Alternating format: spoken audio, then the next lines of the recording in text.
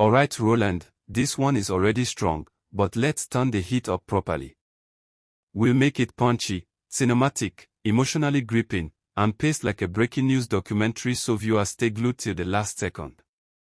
This version flows naturally for voiceover and keeps suspense rising all the way. Belotuji on the run, a kingpin in panic mode.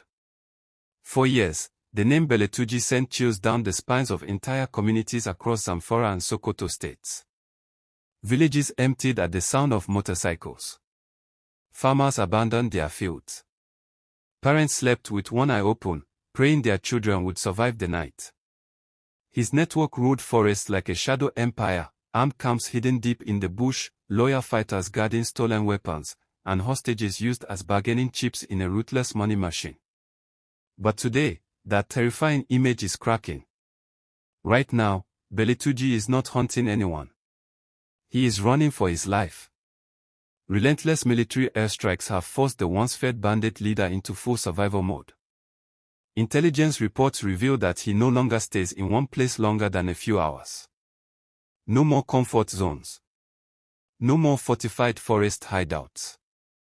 He keeps moving, hopping from one desperate location to another, abandoning camps that once symbolized his power. And something extraordinary is happening because of that pressure. Families who had nearly given up hope are receiving the miracle they prayed for. Hostages, some held for months in brutal conditions, are being released without ransom payments. No negotiations. No money exchanged. Just sudden freedom. That alone tells you everything about how deep the panic has set in. Belotuji was never known for mercy. His operations were driven by fear, profit, and dominance. Hostages were his currency.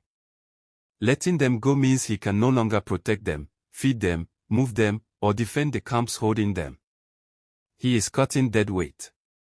Dropping anything that slows him down. When a criminal starts abandoning leverage, you know the walls are closing in. Meanwhile, the Nigerian military has intensified operations across the northwest with deadly precision. Air Force jets have struck multiple known hideouts in Zamfara forest, smashing weapons depots, supply camps, and operational bases. Several of Belotuji's top commanders have reportedly been neutralized, dismantling the chain of command that once made his network so dangerous. This isn't just about chasing one man anymore. The entire empire he built is collapsing in real time. Military insiders describe his movement as erratic and disorganized. The bold warlord who once released videos boasting and threatening security forces has gone silent. No propaganda. No bravado. No public threats. Only a fugitive darting through bush paths, relying on a shrinking circle of exhausted loyalists. Even his fighters are losing faith. Reports coming out of the region suggest that some of his men have begun surrendering. The non-stop bombardment, constant relocation, hunger, fear, and the realization that their leader can no longer protect them has broken their morale. When fighters start laying down their weapons, the end game is near. The psychological shift is just as powerful as the military one. Communities that once whispered his name in fear now speak openly about his downfall. The myth of invincibility has been shattered. And once a terror leader loses that psychological grip, his power evaporates fast. Fear was his weapon, and that weapon is gone. The Nigerian Air Force continues to combine local intelligence, surveillance feeds, and informant networks to track his every move. Every time he settles, the net tightens again. He barely has time to regroup, recruit, or launch fresh attacks. His options are shrinking by the day. Still, the military is not letting its guard down. Belotuji remains dangerous. A cornered criminal can become unpredictable. Security forces have made it clear that operations will continue relentlessly until he is captured or completely neutralized. Residents are being urged to stay alert and report suspicious movements. Meanwhile, government agencies are working on stabilizing communities that have suffered years of trauma, displacement, and economic destruction. Let's not forget what these communities endured. Farms abandoned. Markets destroyed. Schools shut down. Families torn apart. Children growing up under gunfire instead of education. Entire villages forced to flee their ancestral homes. For years, Belotuji thrived on that suffering. Now, the fear has finally changed sides. For the first time in a long time, he is the one looking over his shoulder.